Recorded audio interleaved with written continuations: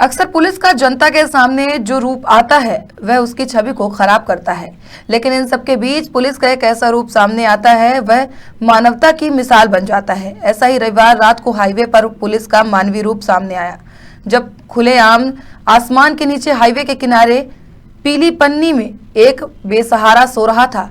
तब घाटी गांव एसडीओपी संतोष पटेल व उसकी टीम ने न केवल उस बेसहारा की ठंड से बचने में व्यवस्था की, बल्कि उसे उसके घर भी पहुंचाने का इंतजाम किया। दरअसल एक बुजुर्ग ड्राइवर को उसका साथी बहस के बाद रात को हाईवे पर पनिहार टोल प्लाजा पर छोड़ गया। जब रात में एसडीओपी घाटी गांव संतोष पटेल व उसकी टीम गश्त के लिए निकली तो उन्होंने टोल के पास सुलगती आग के पास पीले रंग की तिरपाल बरसाती में सोते हुए उस बुजुर्ग ड्राइवर को देखा।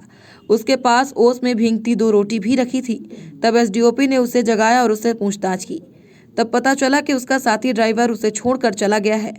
उसने पास की दुकान से 4 रोटी मंगाई और 2 खा ली। इसके बाद किसी दूसरे ट्रक वाले ने पीले तिरपाल और एक शॉल दी, जिसमें वह उसी में लिपट कर सोने लगा। इसके बाद एसडीओपी पटेल ने उसे उठाकर दुकानदार अमर रावत की दुकान के पीछे बनी झोपड़ी में लिटाया और पास में आग लगवा दी। उसके बाद वह उठकर आग के पास बैठ गया। तब पुलिस को एहसास हुआ कि इतनी ठंड में कैसे नींद आएगी। ठंड के प्रवेश द्वार कान और पैर होते हैं। उसके पास कान बांधने को टोपा नहीं था, पैरों पर जूते मोजे नहीं थे। एसडीओपी ने अपने सर पर लगाया मध्य प्रदेश पुलिस की देशभक्ति जनसेवा का टोपा उतार कर उसे पहनाया और मोजे भी पहनाए। उसके बाद दुकानदार की झोपड़ी में उस व्यक्ति को सुला दिया, जिसे सुबह किसी वाहन में बैठाकर वापस गृह जिले श्योपुर भेज दिया गया। एसडीओपी ने बताया कि उसको हमारी जरूरत थी, इसीलिए ईश्वर ने हमें वहां पर पहुंचाया, अन्यथा हम भी ठंड में अपने घर पर सोते।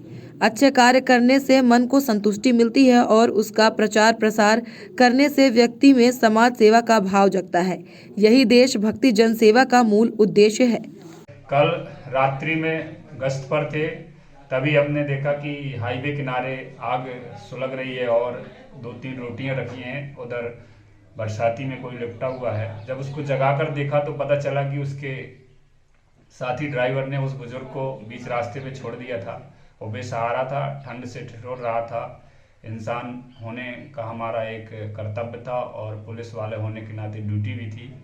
तो हमने उसको अपनी पुलिस की कैप टोपा पहनाया और मोजे पहनाकर पास की एक दुकानदार से बात करके उसकी झोपड़ी पर सुलाया। उसके बाद उसको सुबह वापस उसके श्योपुर जिले हमने भिजवाया है। तो हमारा एक मानवीय कर्तव्य था, जो ड्यूटी के दौरान हमें एक मौका मिला किसी की सेवा करने का, तो प्रयास किया है। और यही हमारा देशभक्ति जन सेवा है, जो हमेशा कोशिश करते हैं कि एक पुलिस वाला होने के नाते बेहतर प्रयास करते हैं कि कुछ अच्छा कर सके।